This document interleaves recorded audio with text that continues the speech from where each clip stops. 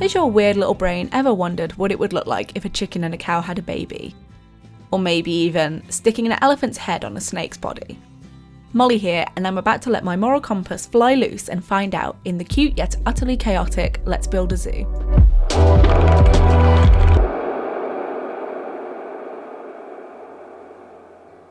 Let's Build a Zoo comes from indie developers Spring Loaded, and it shares a lot of the tropes of your typical zoo management game. You know, build some enclosures and put some animals in there, maybe chuck in an attraction or a food stand to give your guests even more ways to part with their precious money. But the subtle differences and the slightly spicier gameplay really sets it apart from the rest. One of the biggest things that I'm really a fan of here is its art direction. Let's Build a Zoo goes for a simpler, brighter 2D sprite style instead of a more realistic 3D look that you tend to see in other zoo management games. It does also kind of help make your weird animal creations a little more palatable in their adorable pixelated glory. I'm not too sure if I want to think about what that would look like in real life. I feel like the art style also really plays into how streamlined this game is. A lot of zoo management games can often fall prey to feeling a bit like a chore sometimes. Enclosures have loads of requirements, and placing things like paths or decorations can require a steady hand and take a long time. But with Let's Build a Zoo, jazzing up the space is so fun and easy. You want to place an enclosure in the far corner of your zoo? Cool.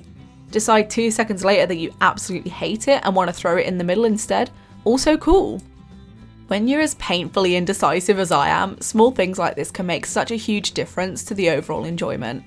I won't let yourself be too fooled by all of its cuteness so far though, because all of this fun zoo design actually has pretty ominous rumblings of a morality system throughout. You'll be given different choices to make about the direction of your zoo. You know, you can gear it more towards the perfect animal sanctuary, or maybe a little more of a chaotic landscape for the poor critters.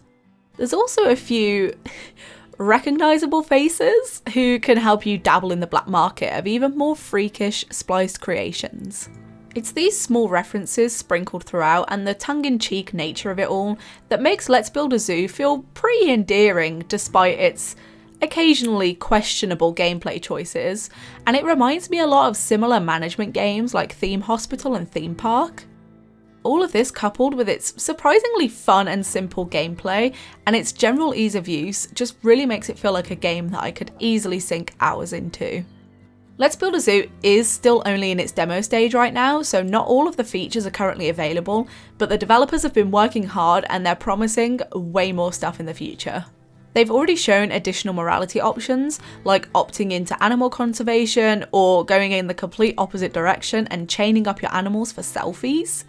There'll also be extra guest attractions, more decorations and enclosure types, along with over 300,000 possible combinations for all of your weird animal science.